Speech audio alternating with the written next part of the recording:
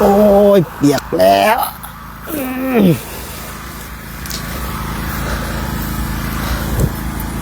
หมอกลงแล้ว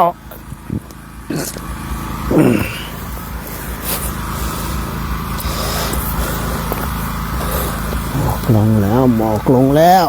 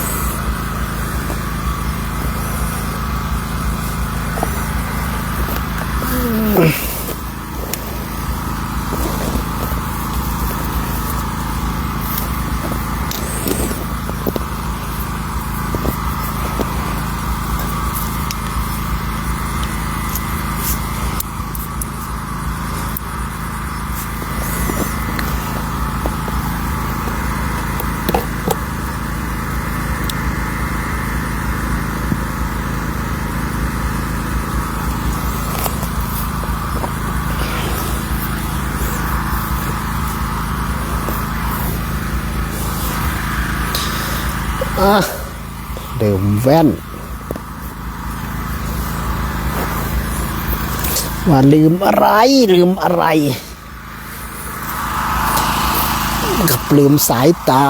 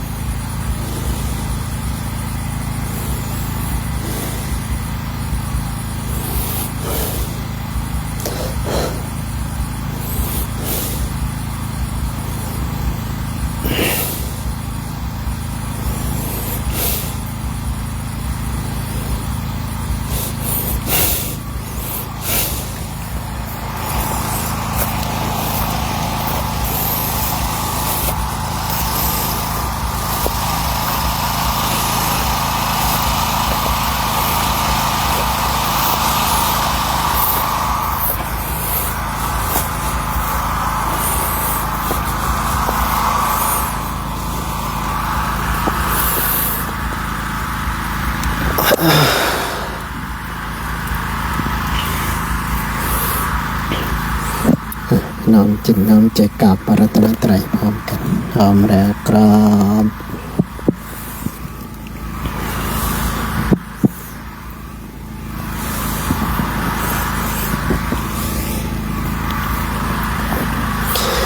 อะระหังสัมมา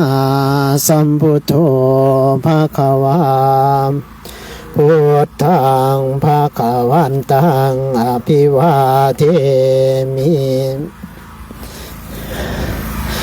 สวากขาโตภะคะวะตาธัมโมธัมมังนามัสสามิสุปฏิปันโนภะคะวะโตสาวกสังโฆสังฆังนามามิอันตมยังพุทธัสสะภะคะวะโตปุพพะคะนะมะการังกะโรเจวะพุทธานุสตินายังกะโรมาเสโมตัสสะภะคะวะโตอะระหะโตสัมมาสัมพุทธัสสะนะโมตัสสะภะคะวะโตอะระหะโตสัมมาสัมพุทธัสสะนะโมตัสสะภะคะวะโตอะระหะโตสัมมาสัมพุทธัสสะตังโคปานะภะคะวันตังเนวังกัลลายาโนกิติสัตโตอะภุคโตเยติปิโสภะคะวะอะระหังสัมมาสัมพุทโธ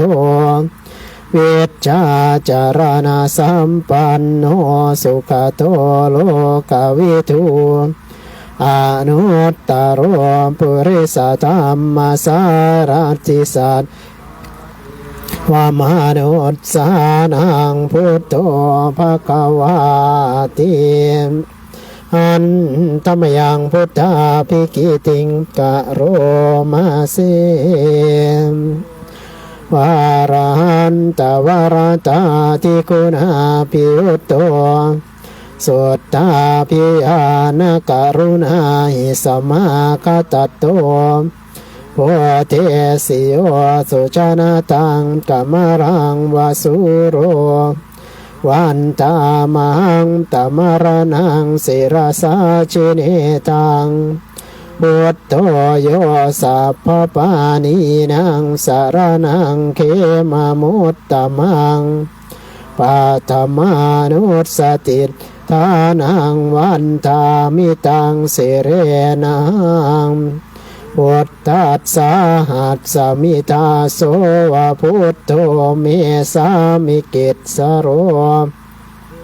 โททุกัสสะคาตาจาวิตาตาจาหิตัสสะเมหังนิยาเทมิสริรันชีวิตันติจังวันตันโตหังจริตสามิพุทธัสเสวสุโพธิตังนาติเมสารนังอัญญังพุทโธเมสารนังวรังเอเตนะสัจจวัตเจนะวัตเตยังสัตตุสาสเนพุทธังเมวันตมาเนนะยังปุญญังปสุตังอิทาสัมเพปิอันตรายามิมานิสุมตัดสเตสะสามกายเยนะวาจายวเจตสาวาพุทธิกุกัมมังปะกตังมายายังพุทโธปฏิคันหาตัวจยันตังกาลันตะเลสังวริตุงวะเทหันตมยังธรรมานุสตินายังกะโรมาเสภะคะวะตาธัมโม สันติติโกอากาลิโกนิปัสสิโกโอปานายิโกปัจจัตตังเวทิตาโพวินโยหิติอันธรรมยังธรรมาภิกิติงกะโรมาเสกาตตาทิกุณาโยคาวาเสนาเสโยโยมัคคปะกะปะริยัตติวิโมกขเพโทธัมโมกุโรกัปตานาตตาตาริตาริวันตามังตมหารังวรธรรมเมตังธัมโมโยสัพพปานีนังสารนังเขมมุตตมังโทติยานุสติทานังวันทามิตังสิเรนะธรรมัสสาหัสสมิทาโสวะธัมโมเมสามิกิตสโรธัมโมทุกขัสสะกาตาจาวิทาตาจาหิตัสสะเมธัมมัสสาหังนิยาเตมิสรีรันชีวิตันจิทังโตหังจริตสามิธัมมัสเสวสุธัมมตังนัตติเมสารนังอัญญังธัมโมเมสารนังวรังเอเตนะสัจจวัตเจนะวัตเตยังสัตธัมมังเมวันธรรมาเนนะยังปุญญังปสุตังอิทาสัมเพปิอันตรายาเมมาเนสุงตัสสะเตสะสากายเยนะวาจายาวเจตสาวาธัมเมกุกัมมังปะกตังมายายังธัมโมปฏิกันนะตุอัจจยันตังกาลันตะเลสังวริตุงวะธัมเมอันธรรมยังสังขานุสตินายังกะโรมาเสปฏิปันโนภะคะวะโตสาวกสังโฆโอจุปฏิปันโนภะคะวะโตสาวกสังโฆยายาปฏิปันโนภะคะวะโตสาวกสังโฆสามิจิปฏิปันโนภะคะวะโตสาวกสังโฆญาติธัมจัตตาริปุริสายุคานิอัตถาปุริสาปุคคลาภะคะวะโตสาวกสังโฆอามุนยโยปามุนยโยทักขินยโยอัญจาริการณิโยอนุตตรังปุญญาเกตังโลกัสสติอันธรรมยังสังขานุสตินายังกะโรมาเสมาโชสุปฏิปัตติกุตโอทัพปิโตอริยปุคคาราสังฆเศธโธศีลาทิธรรมปวาราสยกายจิตโตยันตามหังตามาริยานาคานังสุสุทังหังโคโยสัพพปานีนังสารนังเขมามุตตมังอาติยานุสติทานังวันทามิตังเสเรนังอังคัสสาหัสสมิทาโสวะสัมโพเมสามิกิตสโรสังโฆทุกขัสสะคาตาจาวิทาตาจาหิตัสสะเมหังนิยาเทมิสรีรันชีวิตันติทังวันทันโตหังจริตสามิธรรมสังคัสสิปันนาตังนัตติเมสารนังอัญญังสังโฆเมสารนังวรังเอเตนะสัจจวัตเจนะวัตเตยังสัตตุสาสเน สังฆังเมวันตมาเนนะยังปุญญังปสุตังอิทาสัมเพปิอันตัดยามิมานิสุมตัดสติสสามกาเยนะวาจายวเจตสาวาสังเกกุกัมมังปะกตังมายายังสังโฆปฏิคันหตุอัจจยันตังกาลันตะเลสังวริตุงวสังเคนะโมตัสสะภะคะวะโตอะระหะโตสัมมาสัมพุทธัสสะนะโมตัสสะภะคะวะโตอะระหะโตสัมมาสัมพุทธัสสะนะโมตัสสะภะคะวะโตอะระหะโตสัมมาสัมพุทธัสสะกะระณียมัตตกุสะเรนายันตังสันตังปะทังอภิสัมเมจะสัพโออุจุจะสุโหจุจะสุวะโจจะสมุทุอานาติมานิสันตุสะโกจะสุภาโรจะอัปปกิจโจจะสานราหุกวติสันตินตาริโยจะนิปโกจะอัปปะคัพโพกุเรสุอานานุกิตโตนะจักขุทางสมาจาเรกินจิเยนะวินยูปะเรอุปวัตเตยโยงสุกิโนวาเกมิโนหนตุสัพเพสัตตาภวันตุสุกิตันตาเยเกจิปานาภูตัตติตาสาวาทาวราวาอนาวาเสสาเยมันตาวามัจจิมาราชกาอนุกตุราทิทาวาเยจะจิตทาเยจะทุเรวสันติอวิทุเรภูตาวาสัมภเวสีวาสัพเพสัตตาภวันตุสุกิตัตตานาปโรปรังนิโกมเพตนาติมันเยทกันทจินังกินจิพยาโรสนาปฏิกาสัญญานันยามันญาตสตุขมิเฉยยมาตายธานิยังปุตตังอายุสาเอกปุตตมนุรักเกวัมปิสัพพภูเตสุมานาสัมภาวะเยอปริมาณังเมตัญจะสัพพะโลกัสสมิงมานาสัมภาวะเยอปริมาณังอุทธังอโทจติริยันจะสัมภาทังอเวรังอสปัตตังติตันจารังนิสินโนวาสยาโน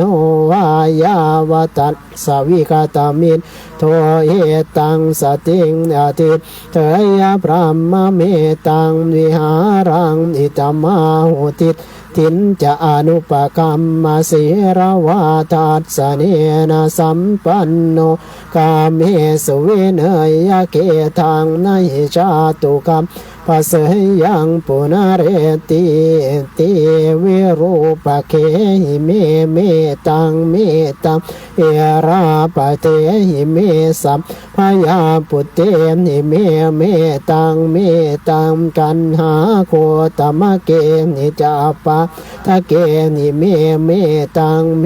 ตังทิปาทะเกนิเมจตุปะเทหิเมเมตังเมตังพะหุปะเทนิเมมามังอปาทะโกหิงสิมามังหิงสิทิปาทะโกมามังจตุปะโทหิงสิมามังหิงสิพะหุปะโทสัพเพสัตตาสัพเพปานาจะเกเพภูตาจะเกวราสัพเพปัตตารานิปัสสันตุมากินจิปาปมาขมาอัปปมาโนพุทโธอัปปมาโนธัมโมอัปปมาโนสังโฆปมาณวันตานิสิริงสปานิอหิวิตสิกาสัตปฏิอุณนานาภิสารภูมุสิกากตาเมระ ภากตาเมปริตตาปฏิกามันตุภูตานิสุหังนะโมภะคะวะโตนะโมสัตตานังสัมมาสัมพุทธานัง214ยานิจาภูตานิสมาคตานิภุมมานิวายานิวาอันตริกเขสัมเพวะภูตาสุมานาภวันตุอโทปิสัมกัจจสุนันตุภาสิตังสุภาสิตังกินจิปปิโว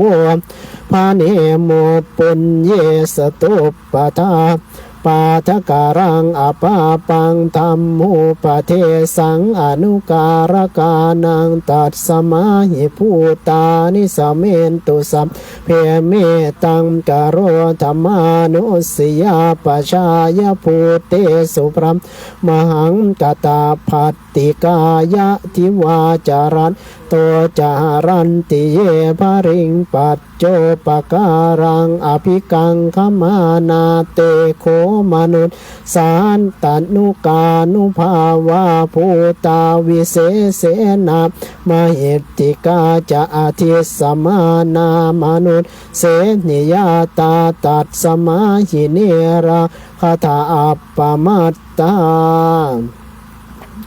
อัจฉมยาปัจจเวกิตวายังจีวรังปริพุตังตังยาวาเทวสิตัสสะปฏิฆาตายาอุณหัสสะปฏิฆาตายาทังสมากัสสวาตาตปัสสิริงสัพพสัมผัสสานังปฏิฆาตายายาวาเทวานิริโกปินาปฏิชาตนาทังอัจฉมยาปัจจเวกิตวาโยปินทปาโตปริพุตโตโสเนวาตวายานามทายานมันตนายานวิภูสนายายาวาเทวาอิมัสสกายาสติติยายาปนายาวิหิงสุปรติยาพรหมจาริยานุกายาอิติปุรานันจะเวทานังปฏิหังคามินาวันจะเวทานังนาอุปาเทสามิยาตาราจะเมปวิสติอนวัชตาจะภาสุวิหารโรจาติอัจฉมยาปัจจเวกิตวายังเสนาสนังปริพุตังตังยาวาเทวาสิตัสสะปฏิฆาตายาอุณหัสสะปฏิฆาตายาทังสมากัสสวาตาตปัสสิริงสัพพสัมผัสสานังปฏิฆาตายายาวาเทวาอุตุปริตสยาวิโนทานังปฏิสันลานาลามัตถังอัจฉมยาปัจจเวกิตวาโยคิรานะปัจจยาเปสัจจปริคาโรปริพุตโตโสยาวาเทวาอุปันนานังเวยาภาติกานังเวทนานังปฏิฆาตายาอัพพยาปัจจาปรมตายาติเจริญสมาธิรวม เพื่อใช้กำลังของหมู่สงฆ์ในการได้แผ่เมตตาที่ส่วนกุศลเช่นทุกๆวัน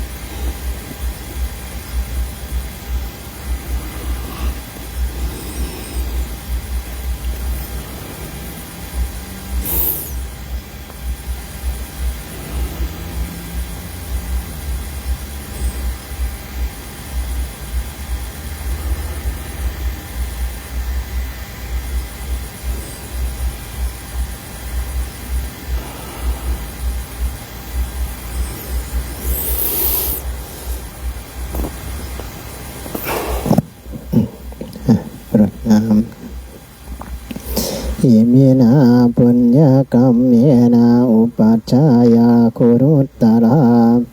อาจาริอุปการาจามาตาปิตาจยาตกาสุริโอจันทิมหาราชาคุณาวันตานาราปิจาพระมมหาราชอินทาจาโลกปาราชเทวตายาโมมิตามนุษสาจามัจจตาเวริกาปิจาสัพเพสัตตาสุขีหนตุญาณิปกตานิเมสุขังจติวิตังเกณตุกิปังปาเปทโวมาตังอิมินาปุญญกรรมเมนาอิมินาอุทิศเสนาจากิปะหังสุรเพเจวะตันหุปาทานาเสตนังเยสันตาเนหินาธรรมายาวานิพานโตมะมังนาจันตุสัพพทาเยวายาตาชาโตภเวภเวโอโชจิตังสติปัญญาสันเลโกวิริยัมหินามาดาลปันตุโนกาสังกาตุนจะวิริเยสุเมพุทธาทิปวโรนาโตธัมโมนาโตวารุตตโมนาโตปัจเจกพุทโตจะสังโฆนาโตตโรมะมังเตโสตมานุภาเวนะมาโลกาสังรพันตุมาสัพเพสัตตาสัตว์ทั้งหลายที่เป็นเพื่อนทุกข์เกิดแก่เจ็บตายด้วยกันทั้งหมดสิ้นอาเวราหุนตุจงเป็นสุขเถิดอย่าได้มีเวรแก่กันและกันเลยอาพยาปัจจาหุนตุจงเป็นสุขเถิดอย่าได้พยาบาทเบียดเบียนแก่กันและกันเลยอานิฆาหุนตุจงเป็นสุขเถิดอย่าได้มีความทุกข์กายทุกข์ใจเลยสุขีอัตตานังปริหารันตุจงมีแต่สุขกายสุขใจรักษาตนให้พ้นจากทุกภัยทั้งสิ้นเถิดกราบพระรัตนตรัยท้ายธรรมวัดกับอะระหังสัมมาสัมพุทโธภะคะวาวัตตังภะคะวันตังอภิวาเทมิสวากขาโตภะคะวะตาธัมโมธัมมังนะมัสสามิสุปฏิปันโนภะคะวะโตสาวกสังโฆสังฆังนามามิ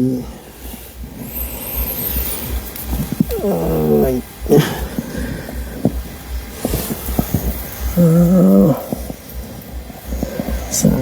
ธุสาธุ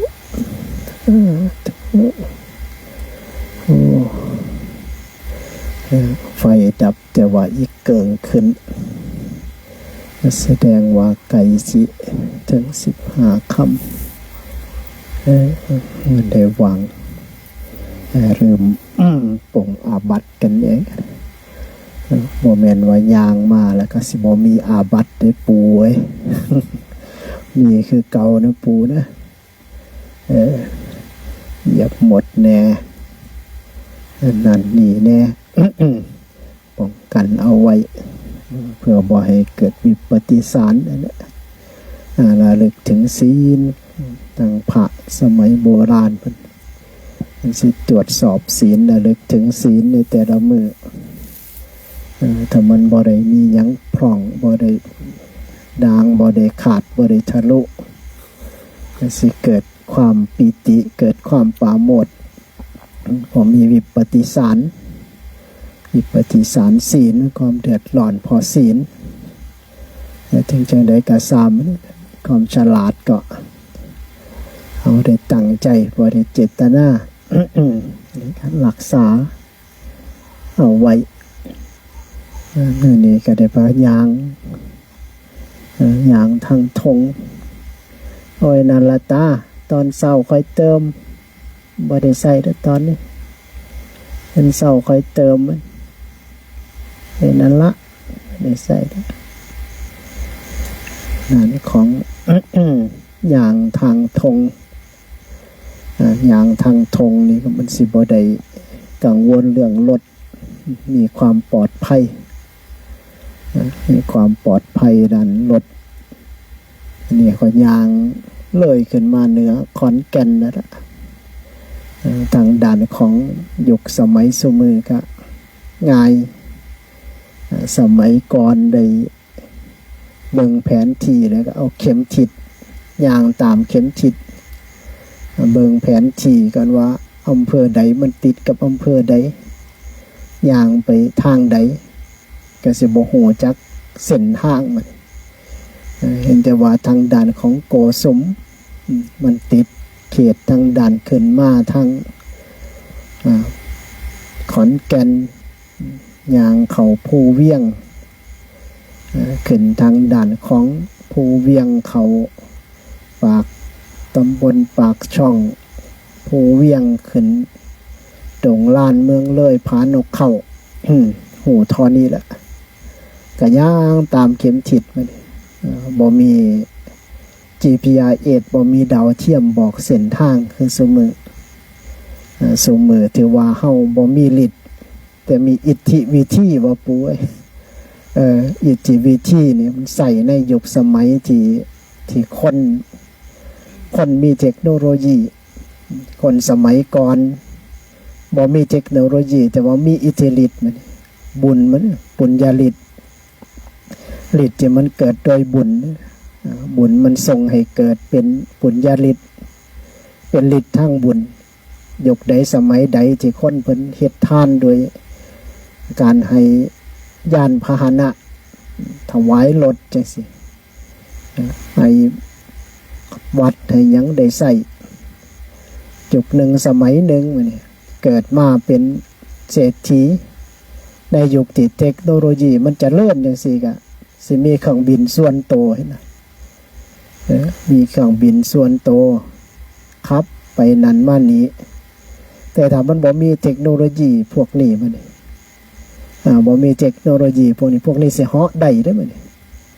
คือเป็นปยาธรเนี่ยมันคือพวกบางพวกมี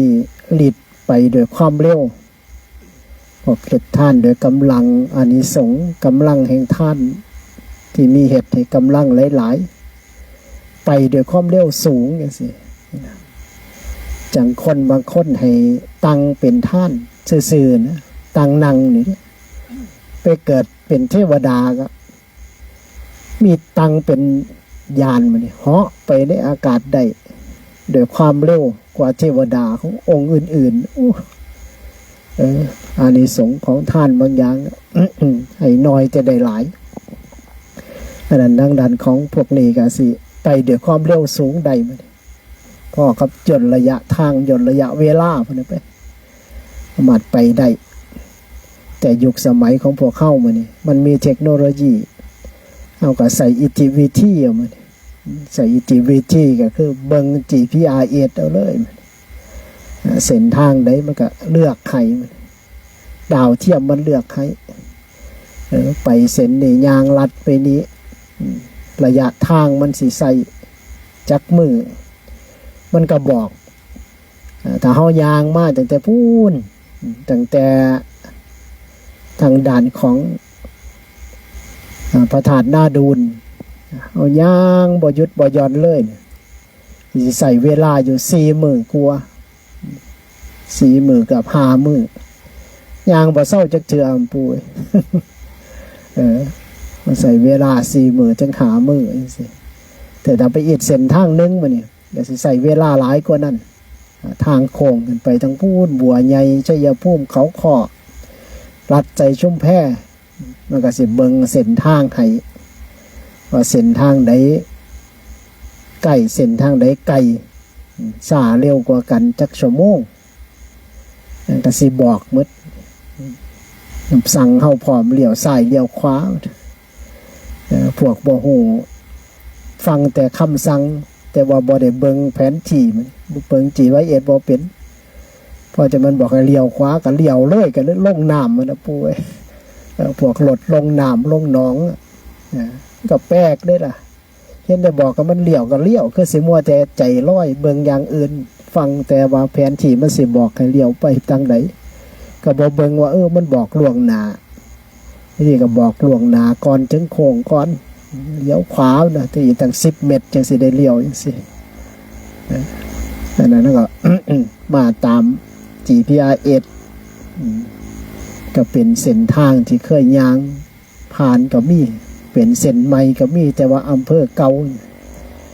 เขตเก่าอันนั้นย่างข้ามมาจากโกสุมก็มาเข้าเขตเทศบาล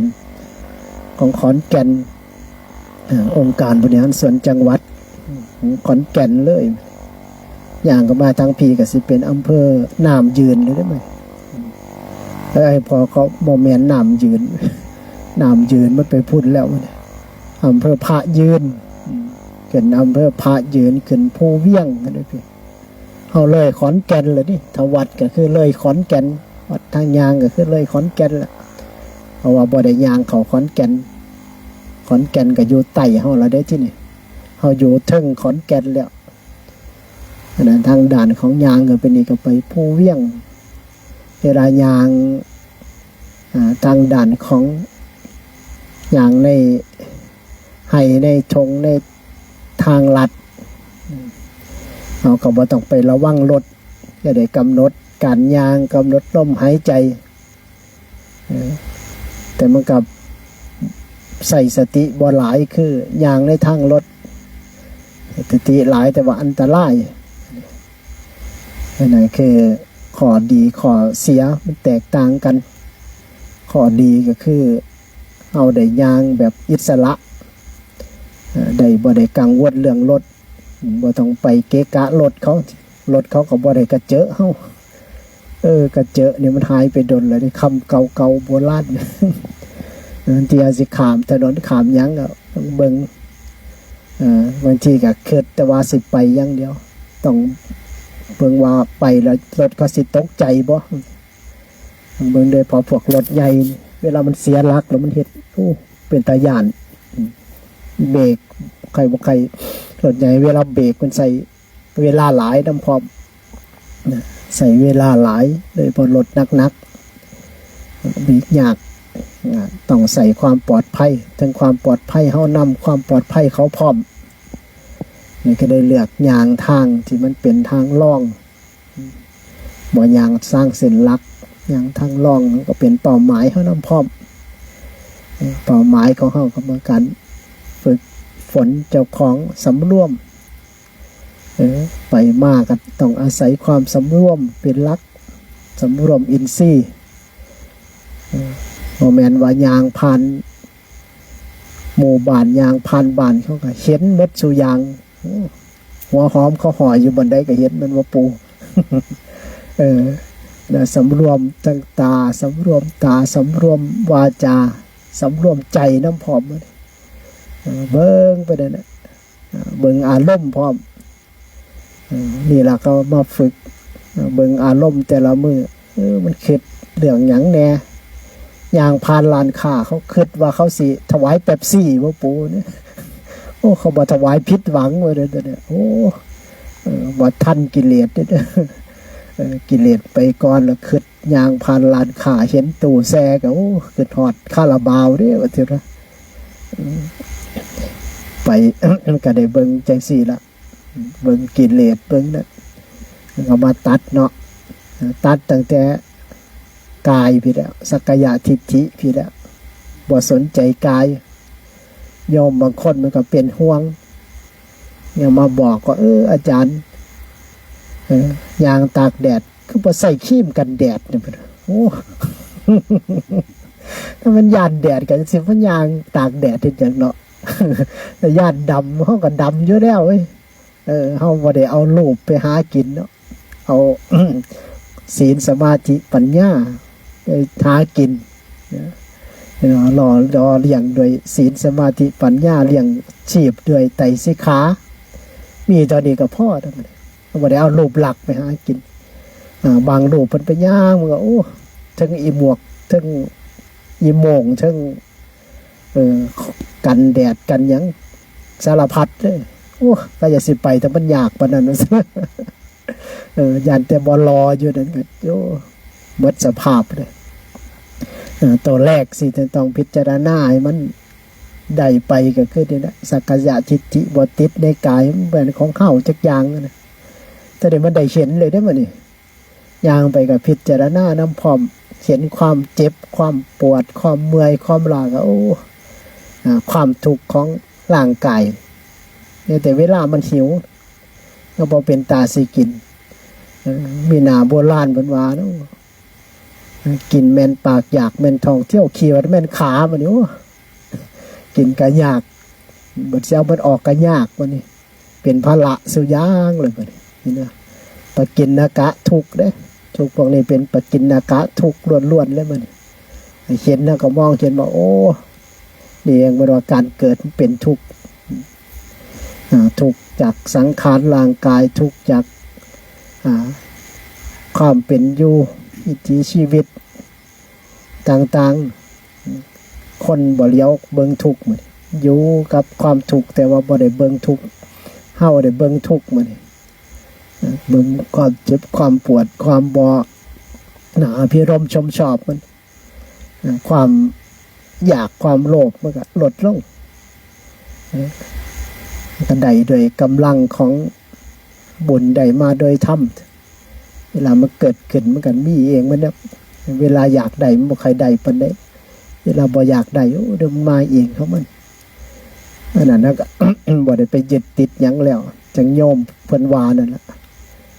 โยมก็เขาว่าเข้าใจว่านะเพิ่นบ่เอาแล้วล่ะเพิ่นบ่ยึดติดหยังแล้วนั่นก็จุดมุ่งหมายเฮาเลยเด้นั่นแสดงว่าฮู้จักจุดมุ่งหมายเฮาแล้วก็บ่ได้อันหยังละเนาะออกมาอยู่จังซี่ก็อยู่ได้ที่มาเห็นอยู่จังซี่นี่คือมันบ่มีหยังสิไปยึดติดอีหยังเด้อแต่มันก็บ่มีหยังมันก็อยู่ได้มันก็ใช้ชีวิตจังซี่ก็มีความสุขไปหมดบ่ได้ยึดติดบ่ได้ไปแบกเพราะมันบ่มีภาระหาเวปัญจขันธามันก็บ่หนักมันบ่ได้แบกหลายแบกแต่น้ำหนักบาทก็พอแห้งแล้วตอนนี้มันก็ได้เห็นพิจารณาไปเรื่อยๆพิจารณาไปแต่ละมื้อตื่นขึ้นมาตอนเช้าก็พิจารณาสังขารราอนิจจาเป็นจังไดมันบ่เที่ยงมันบ่เที่ยงมันเสื่อมพิจารณาถึงไตรลักษณ์อนิจจังทุกขังอนัตตาโอ้มันเสื่อมมันแก่มันเฒ่ามันสิ้นไปแต่ละมื้อตัวนี้จึงมื้อนี้พิจารณาว่าสิเฮ็ดจังไดให้มันได้ฮู้ได้เห็นเพื่อเป็นการบูชาพระพุทธเจ้าบวชมาตามศาสนาพระพุทธเจ้าอันนี้เป็นทางด้านของจุดเป้าหมายของการมานะจุดเป้าหมายของการฝึกของเฮาในการไปแต่ละมื้อเพราะฉะนั้นในการย่างก็บ่ได้ใส่ทางลักเป็นลักย่างไปตามเส้นล่องแต่ก็เป็นเส้นทางย่างมันเส้นทางย่างเส้นเลือกเส้นให้เฮาไปขึ้นไปทางภูเวียงนี่เคยย่างบอกให้คนกอบฟังว่าย่างพอแต่ย่างลงจากตำบลปากช่องเขาปากช่องซื้อเดียวกันกับโคราชว่าลงไปโอ้ยโยมเขากราบห้องให้นึกว่าแต่เขาทราบซึ่งเกิดปิติเห็นพระธุดงค์ปูมันได้เขาตกใจเขาตกใจเขาขึ้นน้ำว่าโอ้พระกันยางว่าได้จังไดยางพันเขามาเพิ่นว่ายางปลายางพันเขามาได้จังไดเขาใส่ง่าวเพิ่นโมโหได้ว่าง่าวคืออีหยังตอนนั้น ก็เลยไปถามมันนี่อีหยังคือง่าวว่าเด้อกับดักเขาน่ะกับดักหมูปลาเพิ่นน่ะครูบาพอเห็นหม้อเพิ่นเขาเฮ็ดหมายไว้กากบาทแดงๆในต้นไม้น่ะหวังว่านมีคนถือ ขึ้นไปหาของป่าไปยางหลงยางเกี่ยวเอาขามุนเลยเพิ่นว่ากระดูกขาแตกอยู่โรงพยาบาลเลยหายว่ายางผ่านมาได้จังไดก็เลี้ยวเห็นอยู่เด้เลี้ยวเห็นกันนึกว่าจะจันสมบูรณ์มันก็บอกว่าเขาหมายต้นไม้ไว้เขาสิมาตัดเอาเพิ่นว่า โอ้จะได้เขาเฮ็ดเครื่องหมายว่าหม่องเขาใส่เงาหม่องเขาดึงเอ็นหมูป่าก็แล่นอยู่นั่นนี่บ่นี่สมหมูป่าเห็นหลายโตพาลูกมันออกมาหากินแต่มันก็บ่ไปแล่นต่ำในช่วงนั้นโอ้แต่แล่นต่ำในช่วงนั้นก็โอ้พระก็สิตื่นไปดำเลยนะโอ้ไปดำยางลงมาพวกเขาเลยหัวโอ้อันนี้เขาวางเงาแล้วก็ยางออกมาจากหมู่บ้านนั่นแหละขามมาสิเข้ามาดงล้านมาผานกเข้ามาประมาณค่ำประมาณ2 ทุ่ม2 ทุ่มนี่แหละมาเห็นหมู่บ้านเห็นหมู่บ้านหนึ่งเขากำลังไต่ไฟเป็นกระบองเป็นไฟโบราณมันนี่ไต่ไฟโบราณสมฟืนสมไฟอยู่ก็เลยเข้าไปเห็นบ้าน10 กว่าหลังคาเรือนเลยคุยกับเขาวันนี้ล่ะอยู่กันหลายบ่10 หลังคาเรือนนี่แหละจันสมบูรณ์ไปขอน้ำน้ำมันหมดพอดีไปขอน้ำเลยยางเลยไปเพราะว่ายางเลยหมู่บ้านไปดีกว่าเดี๋ยวไปปรากฏแล้วมื้อเช้าได้กลับมาบิณฑบาตตอนเช้าบ่เห็นว่าปู่เอ้ย บ่เห็นซื้อบ้านใหม่พัฒนาแต่ยางไม่อีกมีหมู่บ้านได้ไหมนี่ซื้อเดียวกันนี่แหละหมู่บ้านใหม่พัฒนาเขาไปตั้งใหม่ๆเนี่ยตั้งวังหลังๆนี่เองแต่ว่าตอนนั้นบ่มีแต่ว่าซื้อหมู่บ้านนี่มีมันยางมาเพิ่นว่าคนเขาขึ้นออกข่าวเมื่อ 4-5 ปีที่แล้วที่คนก็ไปเก็บเห็ดป่าเดียวกันนี่แหละขึ้นไปเก็บเห็ดแล้วก็ไปหลงป่าก็มีคนเอามายังเป็นหมู่นั่นที่บ่ตายหลงอยู่ 4-5 มื้อบ่ตายมีคนมาอยู่เป็นหมู่เอายาไม่สูบพร้อมเพิ่นว่านั่นนี่แหละป่าเดียวกันนี่แหละป่าผู้เวียงลัดตัดเขาพานกเขาเนี่ยไปจนแถวนั้นเพิ่นก็บ่ได้บอกว่าป่าพวกกรมป่าไม้นะคนเห็นเลื่อยตัวอาจารย์พวกบางบดคนเห็นเลื่อยดอกพุ่นนะหมู่บ้าน10 กว่าหลังคาเรือนว่านั้นพวกขึ้นไปเก็บของป่าก็พากันเห็นเลื่อยเว้าให้ฟังเลื่อยว่านะเล่นป่านี่แหละไป นั่นก็เลยย่างผ่านในทุนแต่ว่าไปปี2บ่เห็นมันเห็นอยู่ปีเดียวนั่นแหละปีที่2ก็ไปเห็นเพราะมันค่ำจังซี่ละเป็นจุดดอกเหยียงจุดหยังย่างมาบิณฑบาตแล้วบ่เหลือจากหลังคาเรือนเลย โอ้จัดดีเลกดิโอ้ไฟบ่เป็นเลยจัดดีเลกต่างคนต่างญาติเลยประกันย่างเงียบเลย ย่างกลับนี่เงียบกิ๊บเลยว่ะจนถึงกดมะพร้าวเก็บหยังเลยเด้อย่างต่อนี่พอฮู้แล้วว่าบ่แม่นบ้านคนแล้วนะก็เลยเว้าเรื่องผีจากหนังเยอดอนคำชะโนดบ่ได้คุยกันผีจากหนังอยู่คำชะโนดก็จังซี่แล้วจัดดีเลกคนสว่างแดนดินสกลนั้นเว้า นั้นก็ได้รสชาติไปอีกแบบเดี๋ยวนี้ก็นั่งสมาธิได้ดีเนี่ยมันเมื่อยเนาะแต่ว่าเสียทียุ่งหลายมียุ่งไปนั่งในกฎก็คืออยู่มื้ออื่นเฮาก็ออกไปบิณฑบาตปกตินั่นแหละหมู่ใหญ่เขาสิประกาศบ่ประกาศก็บ่แม่นหน้าที่เฮาเป้าหมายของเฮาไปทำกิจวัตรผู้ใหญ่บางหมู่บ้าน 2-3 หมู่ฉลาดอันนี้จริงเนี่ยประโยชน์ของชุมชนประโยชน์ของหมู่บ้านเลยถ้าผู้ใหญ่คิดเป็นมันบ่แม่นแค่เฮาไปบิณฑบาตเป็นการกระตุ้นเศรษฐกิจชุมชนได้หลายเติบเด้ปกติร้านค้าก็สิขายบ่ได้ดอกปลากระป๋องเบิ่งแล้วฝุ่นมันขึ้นจะสิไก่สิเบิดอายุเนาะเขาก็ซื้อมาใส่เฮานี่แหละแต่ก่อนก็ซื้อของขายของบ่ขายได้เช้ามามีพระมาเพิ่มซื้อได้หลายซื้อของขายของได้หลายกว่าเก่าเป็นการกระตุ้นเศรษฐกิจชุมชนไปได้โตเลยแต่ว่า ผู้ใหญ่บ้านบ่ฉลาดบ่ฮู้ว่าเป็นการกระตุ้นเศรษฐกิจผลประโยชน์ของชุมชนของหมู่บ้านเฮ็ดให้เศรษฐกิจกระเตื้องได้พร้อมเด้บ่แม่นธรรมดา นั่นแหละเข้ากับหน้าที่เขาเข้ากับไปทำหน้าที่ก็เกิดขาดพาลันไปเลิกก็กันน้ำมันเครื่องก็คอยไปเติมตอนเศร้าก็ได้ดอกน้ำห้อนมันห้อนอยู่ส่งกาแฟได้หรือ